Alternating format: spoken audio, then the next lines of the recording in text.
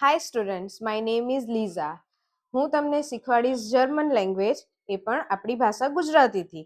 તો આજે આપણે શીખીએ જર્મન ભાષા. આપણે દરેક ગ્રામરના ટોપિક લઈશું અને એ પણ ઇઝી રીતથી શીખવાનો ટ્રાય કરીશું. તો આજે આપણે સ્ટાર્ટ કરીએ આલ્ફાબેટથી. સ્ટાર્ટ કરીએ આલ્ફાબેટ. જે ઇંગ્લિશમાં A to Z આલ્ફાબેટ હોય છે તે જર્મનમાં પણ છે, પણ પ્રોનાઉન્સિએશન એનું અલગ રીતે છે, એના સાઉન્ડ ડિફરન્ટ રીતે છે. ઓકે, તો સ્ટાર્ટ કરીએ એ થી. એ એને કહીશું આપણે આ. બી જેને આપણે કહીએ છીએ બે.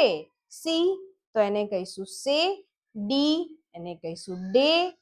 ઈ એને કહીશું એ. એફ એને કહીશું સેમ એઝ જે ઇંગ્લિશમાં કહીએ છીએ એફ. જી એટલે ગે. એચ એટલે હા. આઈ એટલે ઈ. આઈમાં સાઉન્ડ ઈ આવશે. જે થોડુંક અલગ છે, જેને આપણે કહીશું યોટ. જેમ કે આપણે ઇંગ્લિશમાં લખીએ છીએ યા, તો એનો સ્પેલિંગ જર્મનમાં થશે જે એ. ઓકે, પછી લઈશું કે કા. L same L. M N.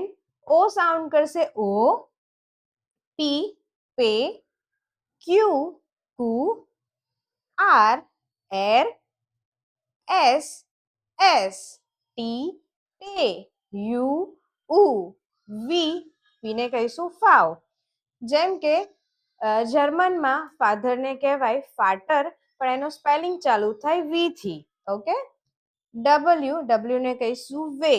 જેમ કે BMW કાર છે, આપણે એને કહીએ છીએ BMW, તો જર્મનમાં આપણે એને કહીશું BMW.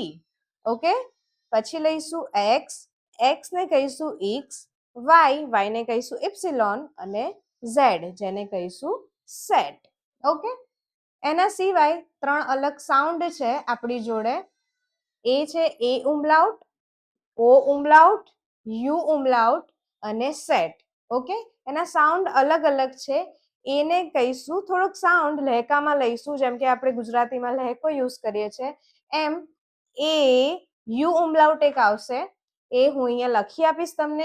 યુ એની ઉપર બે ડોટ, એને આપણે કહીશું ઉમલાઉટ. એને સાઉન્ડ કરીશું ઉ. અને આ ઓ છે, ઓ ને પણ સાઉન્ડ કરીશું ઓ. ઓકે, અને જેમ જેમ તમે આગળ જર્મન લેંગ્વેજ શીખશો એમ સાઉન્ડ તમને ઇઝી લાગશે. અને આ જે છે બીટા જેવું, એને આપણે કહીએ છીએ જર્મન લેંગ્વેજમાં સેટ. જ્યારે ડબલ એસ હશે ત્યાં સેટનો યુઝ કરીશું. તો આ છે આપણા આલ્ફાબેટ. નેક્સ્ટ વિડીયોમાં આપણે નંબર્સ શીખીશું. નંબર શીખવાનો ટ્રાય કરીશું.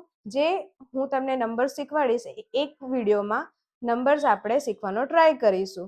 આ વિડીયો વધુ લાઈક કરો, શેર કરો, સબસ્ક્રાઇબ કરો અને જર્મન લેંગ્વેજ શીખવા માટે નીચે આપેલા કોન્ટેક્ટ નંબર પર તમે સંપર્ક કરો. Thank you.